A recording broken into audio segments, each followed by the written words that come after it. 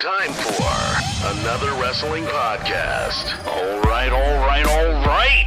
Are you fucking kidding me? Guys, I got blocked again on Twitter.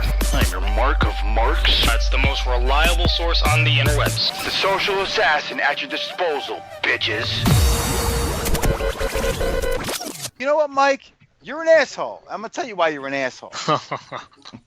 Not for what you're thinking, because we can't mention that. But this whole Cooter won't watch it because he won't give it a chance over your Game of Thrones fucking fetish.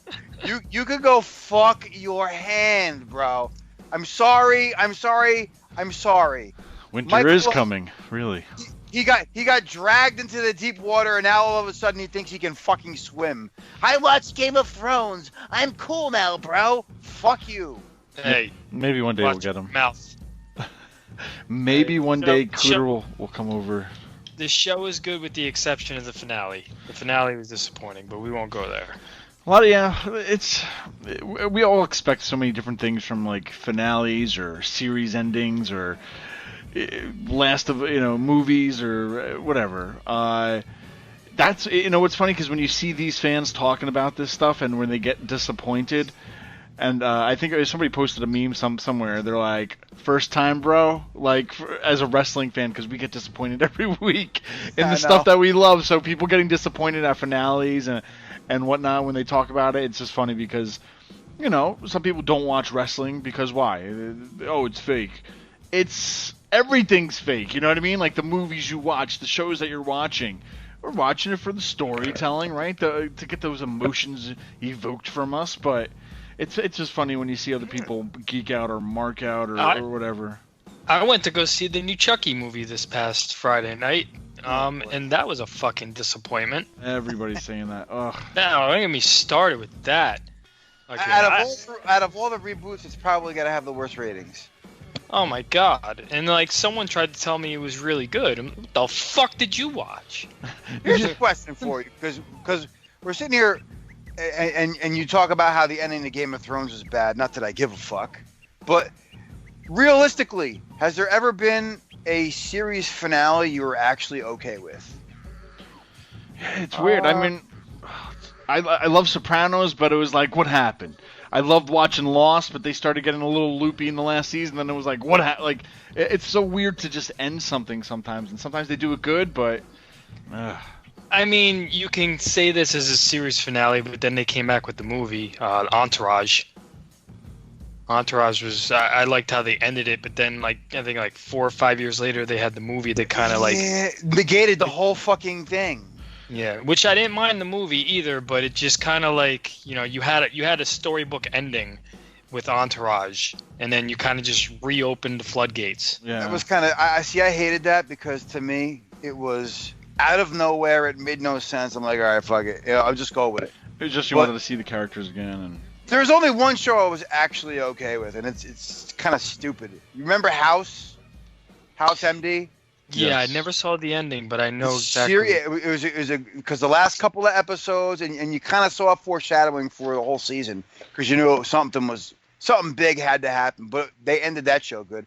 And Credo, I mean, I agree with you. You want to know what happened to Tony Soprano at the end of Sopranos, but I was okay with that. I know a lot of people were crying like little bitches. I changed the channel like everybody because I thought my cable went out. It was like, come on, that's how you're going to do it? But it was kind of good to where it kind of left it in your mind to like, what happened? Did he get shot? Is it just the end? So it kind of made you make your own finale, but you just mentioned how Entourage brought back the movie. The Sopranos is doing a prequel movie right now where James Gandolfini's son's actually playing a young Tony Soprano in it, and then I never watched it. Did you guys ever watch Deadwood or something? I think it's Deadwood on HBO. It was like some. Yes. I never watched it, but they actually did a movie too, and I'm not a fan. I never watched it, so I can't even talk about it. But I don't even think that show had that many seasons. What did it have? Like 2 or 3 seasons? I'm not sure. Yeah. I don't even remember. But just I guess to make a quick buck off of either the nostalgia or just the fans wanting to see where these characters are now, with these little movies. I guess they're just trying to make quick money makers, just content. They just need something out. Anything, doesn't matter what it is. Well, that's kind of what happened on wrestling this week. I don't know if anybody else kind of noticed, but we had these big name fucking matches the last few weeks. Yeah. Without huge storylines, and I think that these are matches that you could have had big storylines with. AJ Ricochet, right? It was like last week before that. It was Daniel Bryan, Seth, or whatever. Seth Rollins, exactly. And I think they're learning. Hey, if we want viewers, why don't we just give them good matches? Yeah. And we don't need this elaborate storyline. But take the E on out the of flip WWE. side, yeah. On the flip side, Credo, it's like, well, you kind of just wasted like something that could have been big. That could, like, dude. Daniel Bryan and fucking Seth Rollins could have been like a WrestleMania main event. Yeah, they just gave it away for. Yeah. I don't think they wasted Ricochet and AJ Styles. I think they just kind of planted seeds for a story to be told right now. I mean, they're gonna have a match. I mean, basically AJ Styles just beat your United States champion in a non-title match, so that's gonna guarantee him another match. And I see a heel turn coming with AJ. So that story is just starting. I mean, the Seth Rollins and Daniel Bryan match, I wasn't complaining about that either because we're finally getting wrestling. Yeah. On Raw, which is you haven't seen that in a while. They've just been more about sports entertainment. There's a lot of action.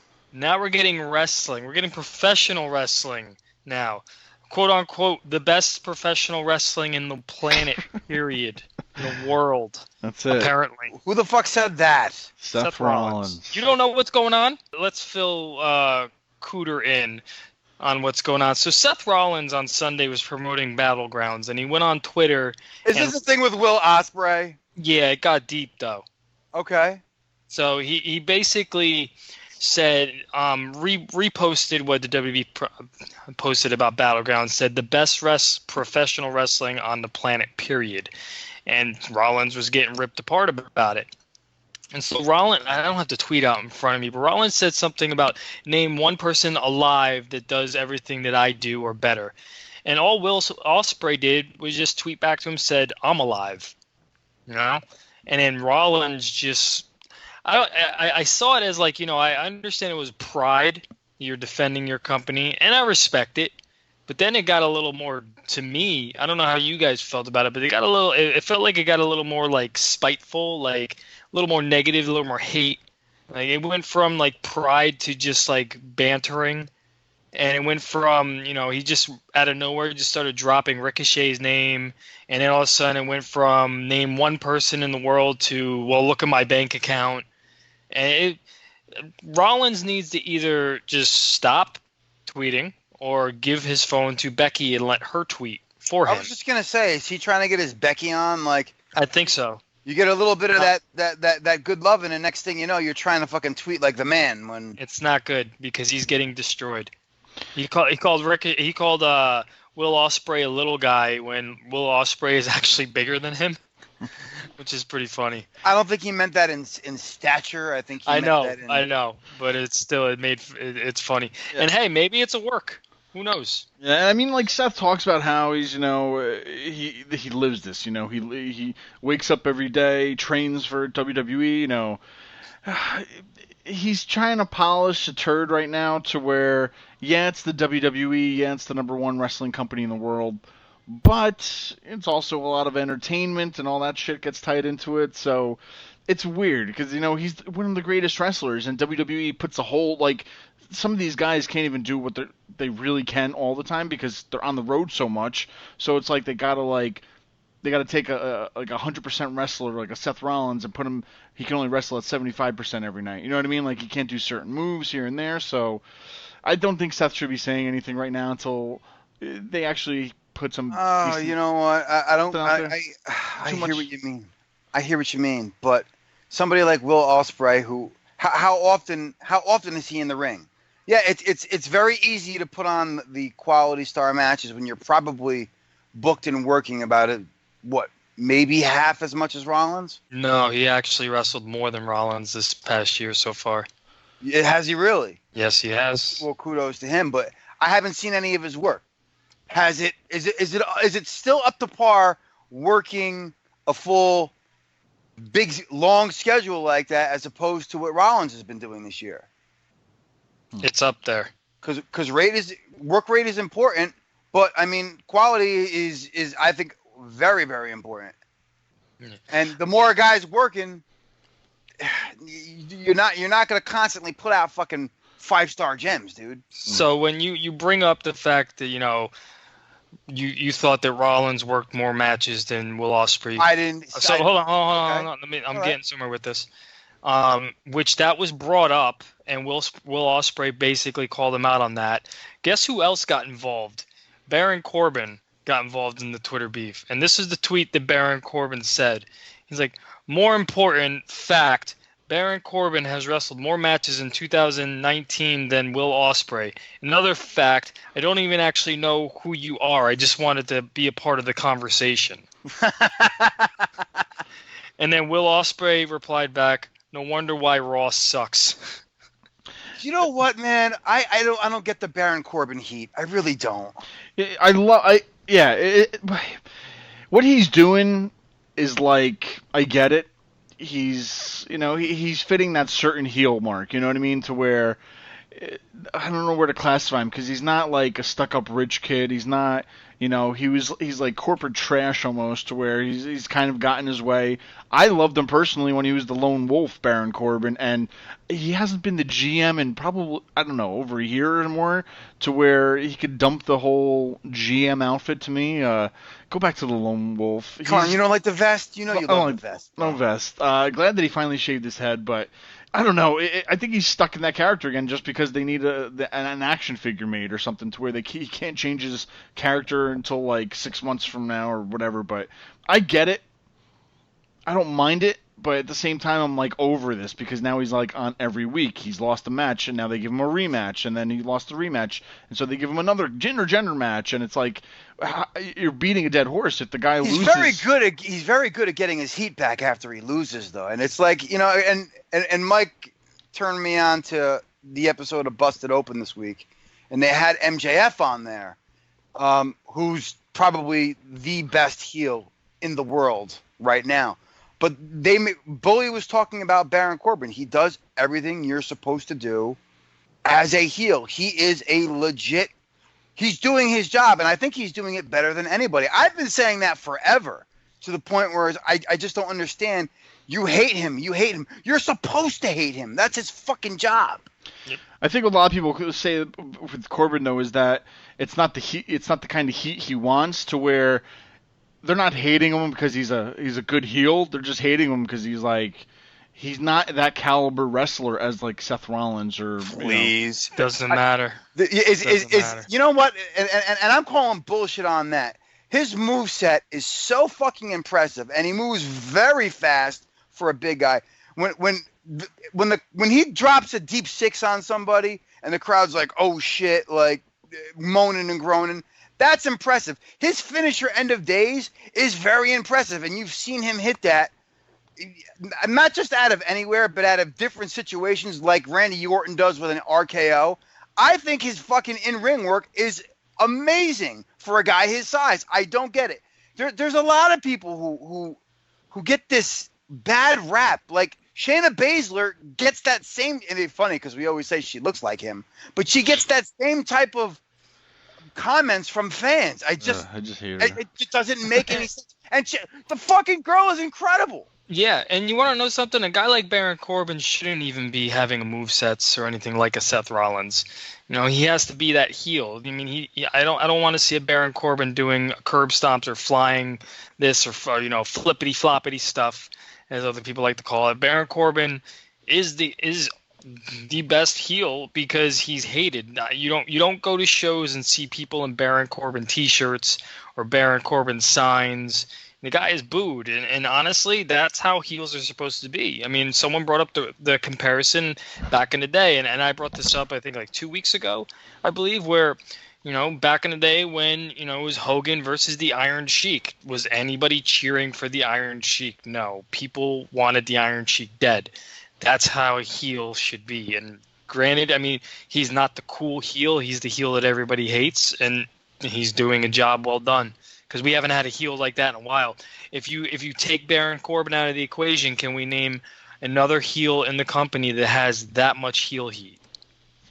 Roman Reigns. I would. Well, that's okay. That's a great answer.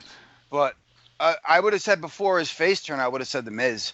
I think he was capable of getting that type of heat where he was absolutely hated. Especially they dropped the whole ball with the Daniel Bryan thing with him, yeah. Yeah, once that Daniel Bryan stuff hit, then he just became a favorite. Oh, I was surprised. You know what? We failed to mention Drew Gulak. I told you. I said he was going to win it. I wanted him to win it. He won it. It's about time somebody in that floundering division who has been a consistent fucking staple in that division finally gets a legit title run. And you remember how good he was too on the mic, as far as like just ridiculous promos. We were all talking about it, however long ago it was, and then they had to revamp it with fucking Enzo and all this other shit, and like Drew Gulak was doing good. He was doing just funny promos, and like he was not like the PowerPoint presentation. Yes, that was fucking awesome. And then all of a sudden they stopped it, and they're like, "We got to get serious." And I'm like, "Yeah, we want a better 205 Live." And then they've changed his character a few times, and he's pretty much gotten it over every single time. Yeah. And now we're sitting here, and here I am talking about how I think there's going to be big things happening for Mike Kanellis, who just signs a 5-year deal, and now he's jobbing to Jack Gallagher. Now, granted, I think they're going. I'm like, come on, now. I know. we got to get to the point already with that one. Well, how about we didn't talk about this, guys? The biggest surprise in the week was the new rookie, The Undertaker, making his debut on Raw. Jesus, what the is it? Desperation? Did we all not see what happened overseas? The greatest fumble of whatever it was called, of a career. Like, holy shit! Why are we bringing Taker back? Are they? You're really upset with that, Greedo? Are they desperate that they need him on TV so people can say, "Oh, The Undertaker was on," and just to watch? Or I wasn't really upset about that. I mean, I could see Taker being that guy who really wants to just make up for the shit show that happened in Saudi Arabia. I think they owe him one, yeah. Yeah, and so he owes it to the fans, and he owes it to himself. The WWE owes it to him too. It's so out of the blue too, as far as like a tag match with Roman Reigns against Shane and I'm like, okay. You know what? This can go either way though. They can have this tag match, and then, granted, I mean, this is a match that we don't want to see. Again, because it's happened again, but they do have a storyline with Roman and Taker going into SummerSlam if they wanted to go that route, because basically they both have grievances right now. Taker is probably pissed off that Roman is going around saying, "I retired the dead man." Now Roman could be pissed off at the fact that I retired you. Why are you coming back? So they have a story that can go into SummerSlam if they choose to go that route. I personally don't want to see that match, but I could see a story if they do. And more importantly, it's keeping Roman out of that main event picture. It's not putting him in the title picture. They're not cramming him down our throats. He's doing jobs. I mean, he's taking beatings. I've been saying that from once he came back. I said, if you put him on this giant winning streak and you don't ease him into a winning situation, everything that the second chance that you got with him is going to go real quick, and they're just going to turn and boo on him again. Well, I bring up that because I was reading another article from the interwebs of just some news going around to where they're saying, according to a source, it always starts like that, according to a source in WWE, certain folks at Fox are not impressed with this week's numbers, for Stomping Grounds included, and they're apparently meeting, I guess, this weekend with Vince, Triple H, Stephanie, and a couple of producers to address any concerns and changes. So take it for what you will. This is just shit I find online, but reputable sites. I'm not just finding it on the dude that lives in his basement and he's just coming up with shit, but. What happened with the pay-per-view buys too was less, I think, with buys with less than 10,000. Who the fuck is still watching WWE on pay-per-view? And why would Fox give a fuck about pay-per-view? That doesn't affect them at all. Well, I'm just reading what's in the article. But that's why I take those kinds of articles with a grain of salt, because they take this small amount of something that might be true, and you just add this bullshit fluff. Pay-per-view has got nothing to do with Fox. Fox should give two shits. Okay, well, we'll just turn it to this way then, to where, what if they do see some of the numbers and it is concerning them, to where, what if Fox, literally, let's say there is a meeting, it's happening, just to play devil's advocate, both sides, to where they meet this weekend and be like, listen, we're looking at your numbers, both of your shows aren't doing good, your buys or whatever, your network subscribers, whatever, the numbers aren't good to where we want them. What can you guys do to turn this around? Do you think that would have like a power to... I'm just trying to be positive, think we could see some change just to get more interest in SmackDown on Fox or whatever? I mean, because that's why I was saying the whole Taker thing being a desperation move to get some fans back watching it on TV. I hate that. Is it too much conspiracy? Am I getting too conspiracy theorist? There's that, and you know, and you using that word fucking desperation move. I didn't see that as a desperation move for ratings. I thought it was a pretty cool surprise, and I'm okay with Taker in a tag match because you could protect him. He can come in, get the hot tag, boom, do what he does, like the quick squash that he had with Cena, and maybe help them win the match. If they go on further with that, that's on them. But I thought it was a cool surprise, and quite frankly, where did he go? I'm here. Oh, you are here.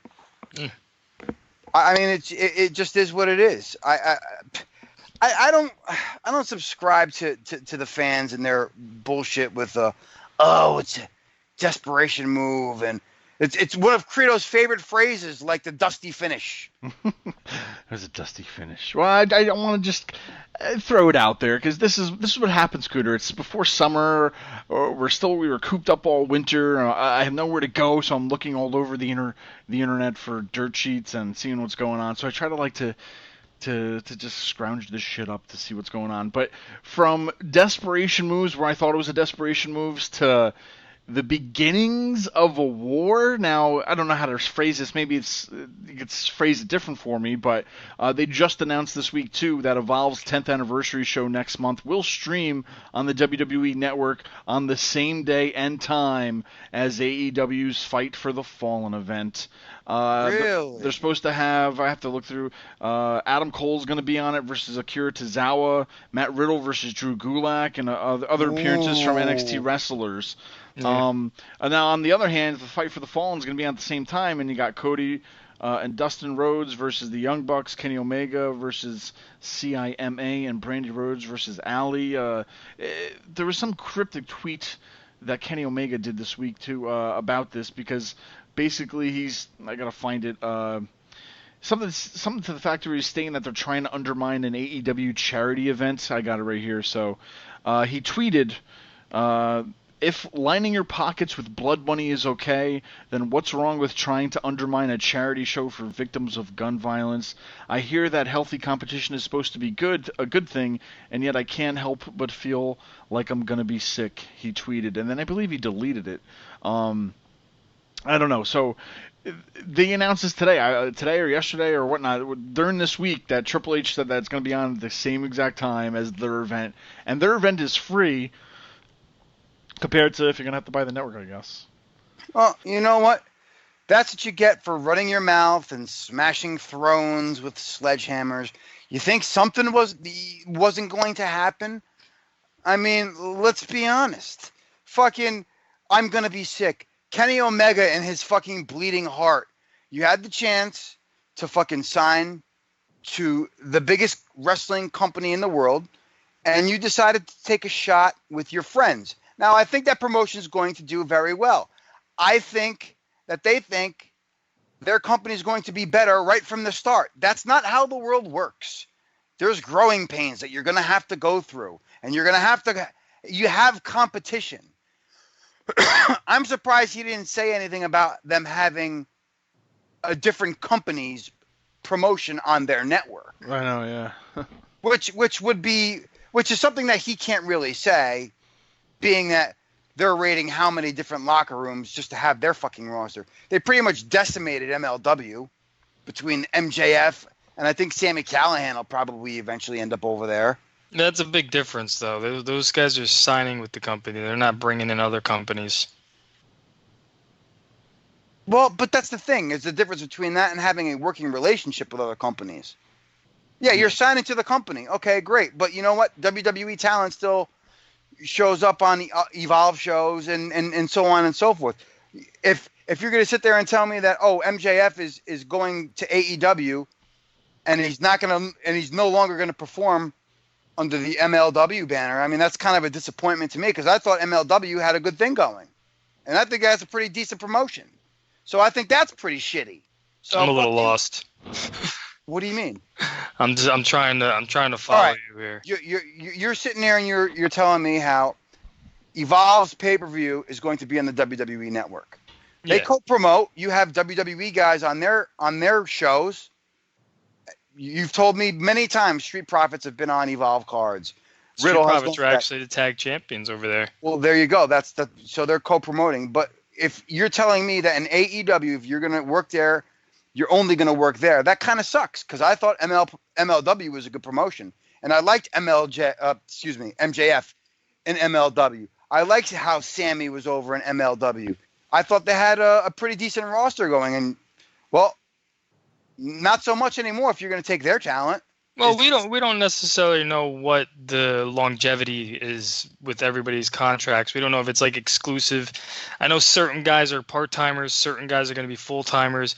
We don't know what they're doing with the AEW talent yet. It's really too soon to really determine that.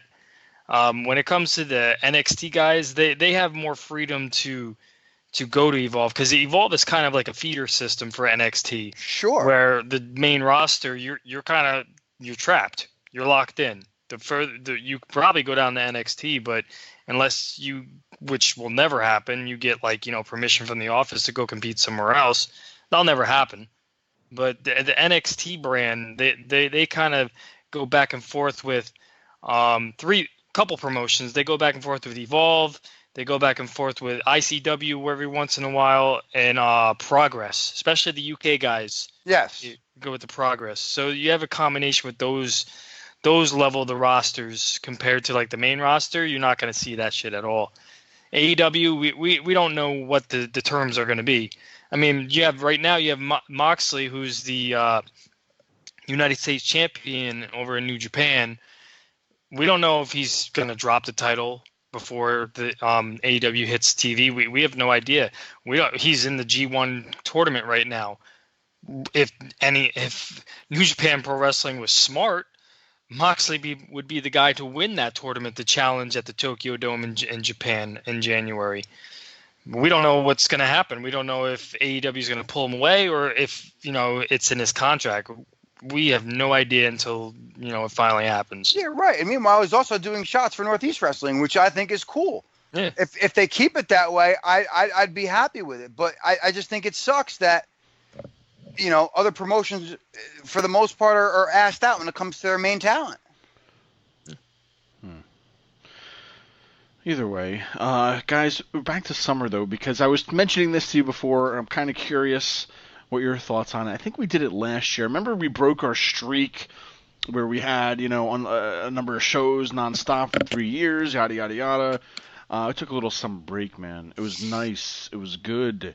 And I almost feel like we have to do that to kind of take a step back, see how the changes go, and almost regroup a few months before the whole launching of AEW. But you know how I've listened to us in the past few weeks, and how progressively, I think right after WrestleMania, we hit the peak, and then all of a sudden it just we went to the War Raiders and the Viking experience and all that shit, and everything just started getting wonky, and then AEW had their pay-per-views, and we've seen some turn and some things happening on Raw and SmackDown and whatnot, and it's like a slow burn. It's a slow something's happening, but it's not quite there yet, and it's probably gonna still take a few months to happen. So I'm trying to see maybe if we have another little summer break. What do you think?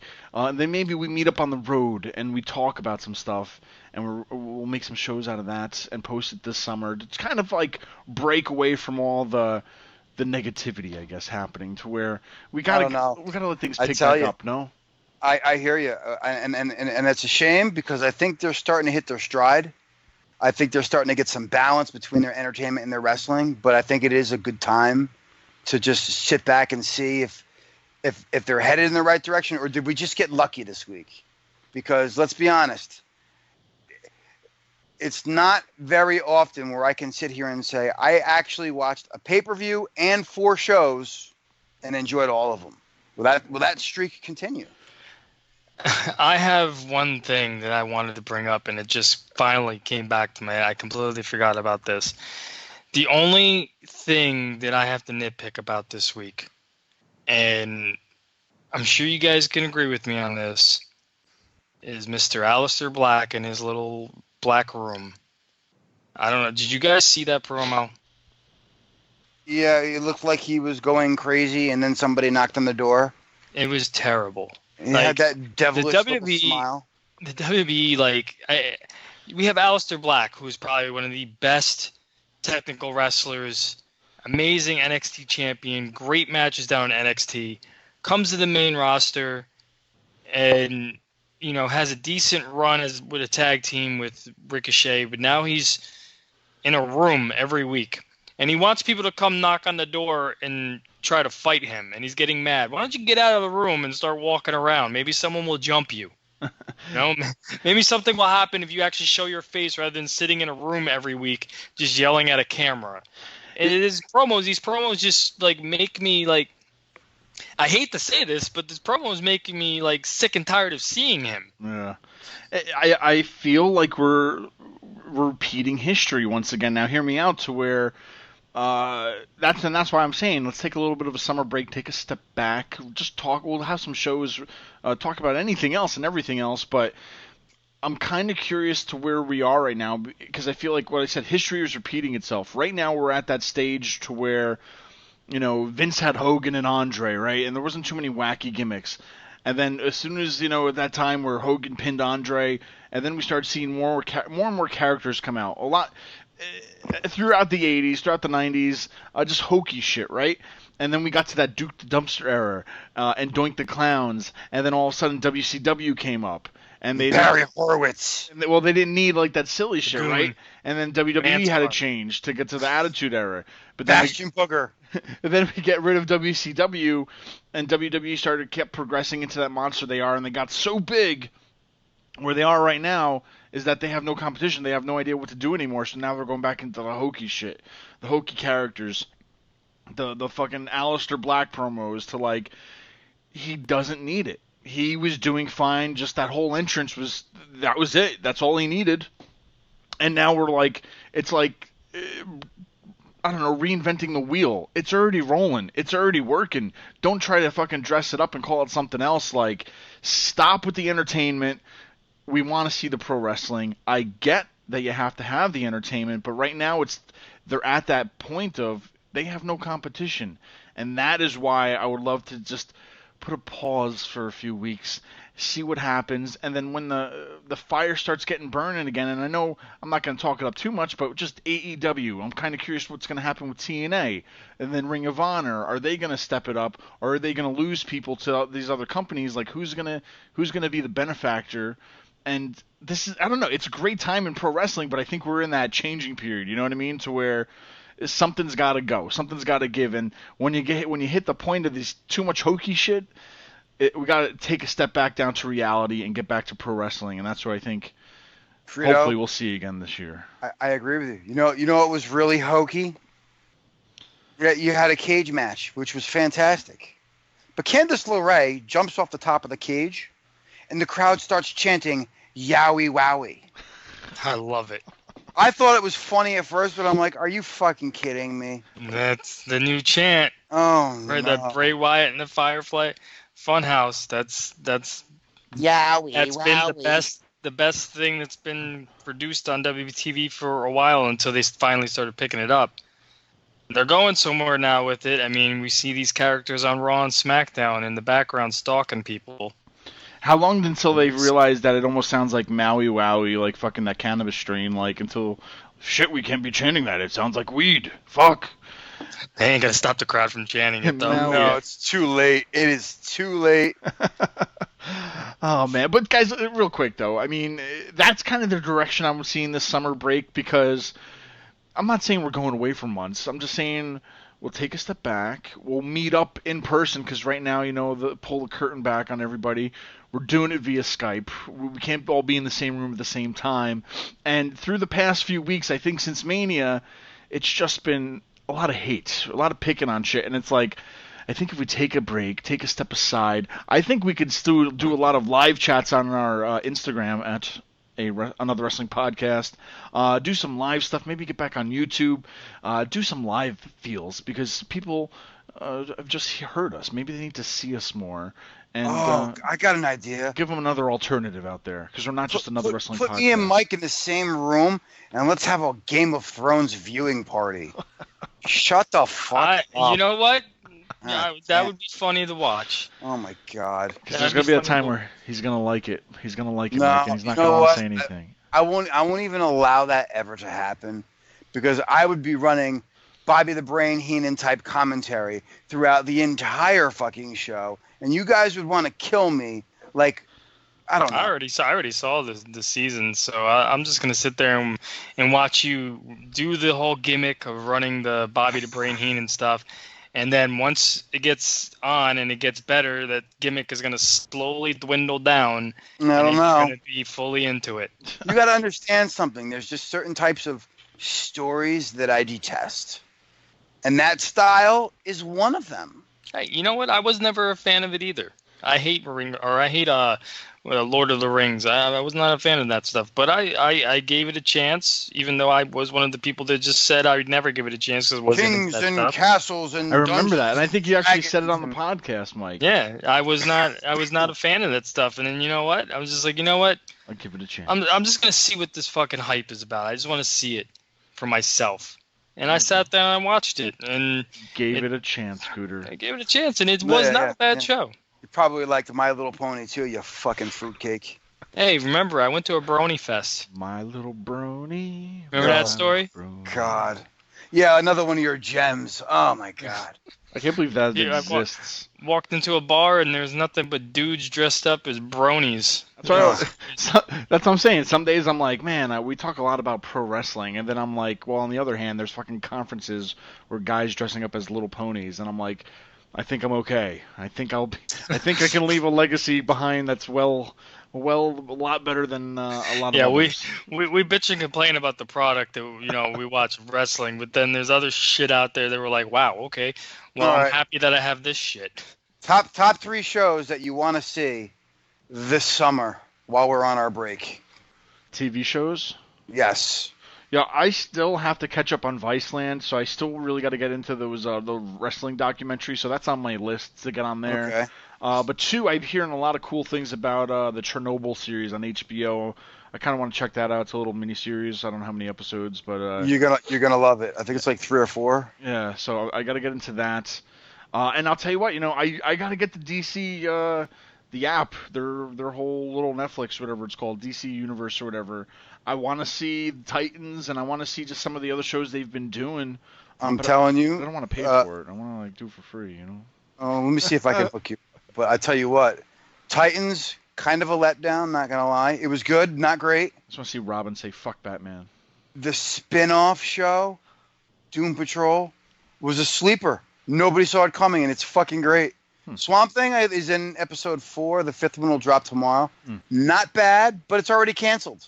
I know, I and was I'm gonna like, say, I I love was Swamp I Thing. was gonna say I want to watch Swamp Thing, but they already canceled it, so I'm just like, it doesn't really motivate me to just go out of my way and do it. How watch popular was it? It was the 80s or 90s. I remember watching that shit as a kid. The Late TV show. 80s. And then they fucking made a cartoon out of it. I had the fucking figure somewhere, and I'm like, damn, I watched some fucked up shit when I was like, Yeah, I feel like show. it wasn't even a kid's show, Then it made it into a kid's show. But yeah, I don't know if you guys watched the show, but I'm looking forward to Stranger Things season 3. That was one on my list. I want to see the last Marvel Netflix series.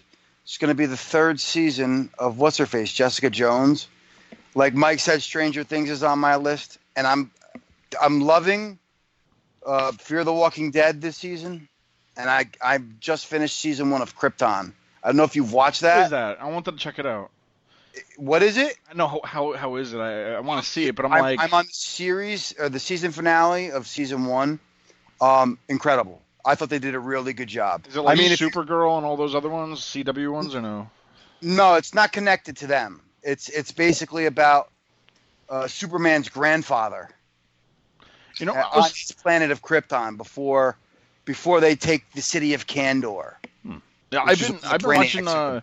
the Umbrella Academy, and I didn't think it'd be as good. And like I'm like only 4 or 5 episodes in or whatever, and Is that HBO? Netflix. Netflix. Yeah, and I've been liking that too. It's I different. heard that was good. It reminds Okay. me of like another series It was that's coming good. back. What's that?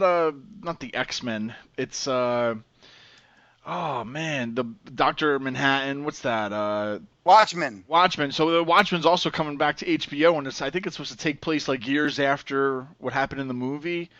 So Watchmen looks good, but Umbrella Academy reminds me of like a Watchmen, but not as superhero-y kind of thing. So I don't know, it's kind of cool. You know what show I'm actually gonna watch, and I know this is probably not your styles of shows, but I liked Orange Is the New Black. They had the final season happening on Netflix. That's gonna be good. I love that Yeah. show.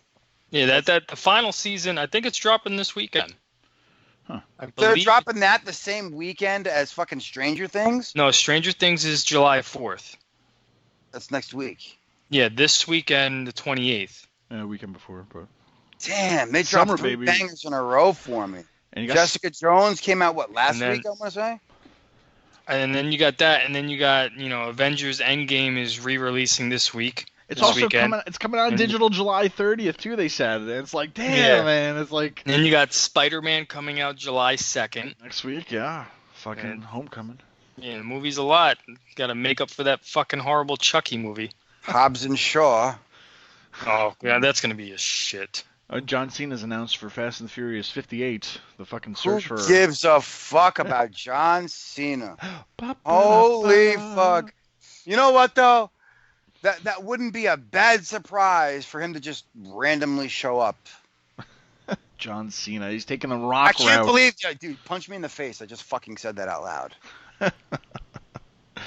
Oh, but this is what I'm saying, man. We got a lot of things to do this summer, so I figure, let's take a step back. Let's get into the summer mode.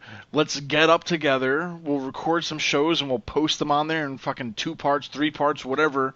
And so people could probably hear a different AWP this summer, and we'll see how things go. And like I said, we got our Instagram, Facebook Lives. We could do stuff every so often for the weekly stuff, but for the podcast, it's summertime, baby. Let's see what happens. Yeah, just go home, go tug your pecker, and tickle your prostate with a feather. Oh, there's always that. You know why SmackDown? You said it was bad. You know what I liked about it? The fact that we had 2 best out of 3 falls matches because the other half of the roster is in fucking Singapore. How great is that? That's what I wanted to bring up. Not the 2 out of the 2 out of 3 falls, yes, but they announced that they're no longer gonna have wrestling during commercial breaks. Yeah, They're gonna have that a changed. reset, and they've been saying it, and it's driving me nuts. That's the thing. That was the thing, because every time there's a commercial break about to start, they're like, "We're gonna have to reset the action." Like they keep saying, "Oh my god." That's what I wanted to talk about. The fucking So they're there's not no showing the wrestling. Yeah, they're not showing breaks. wrestling during it. But what do you mean? So like at the show they stop the match? They have a way to where they're gonna stop the match when they have to go to commercial. Like example, Ricochet versus AJ Styles. They went to commercial, but they pretty much how they went to commercial was AJ ran out of the ring and said, "We're not starting this match back up again until you guys leave." And that's when they said, "Well, we have to reset. We'll be right back." And then when they came back, they rang the bell and they were at it again. What? That's so weird. They did it this week for the 2 out of 3 falls matches where one of the falls happened and then they said, "We have to reset the action." And then when they came back, the second fall started. Oh, that must suck fucking being there live then. I'm kind of curious. I haven't read any reports, so I'm kind of curious what people are doing there live. I remember going to some Raw shows years ago, and when it would go to commercial, like, the main lights would go down, the guys would put their cameras down, and they would still be wrestling, but then right as we were coming back from commercial, the lights would turn back up, the guys would put their cameras back up, And it didn't stop the action, but at the same time, it was. I wonder if it's something like that, to where they're just. Oh, they're just stopping the wrestling completely now.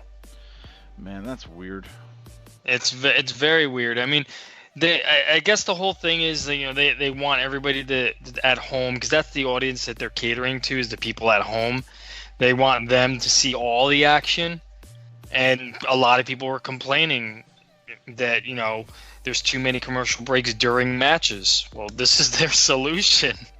They're gonna have resets. Man, fucking. That's why we need a reset. If I can take a step back, we'll see what's going on. You're gonna say that. Yeah, you already said it 3 times during the show. We don't need you to say a 4th after the show, Credo. I Sound like them. Paul. I like them to get accustomed to hearing that, and then they won't be so sad when we're gone for a week or 2. No, they're gonna be happy. They're gonna be happy because they're like, oh, we don't have to hear Credo say that again. All right, And we're gonna take a right. reset. We're gonna take a reset. We'll be back. Guys, let's take a reset. We'll be back. Bitches.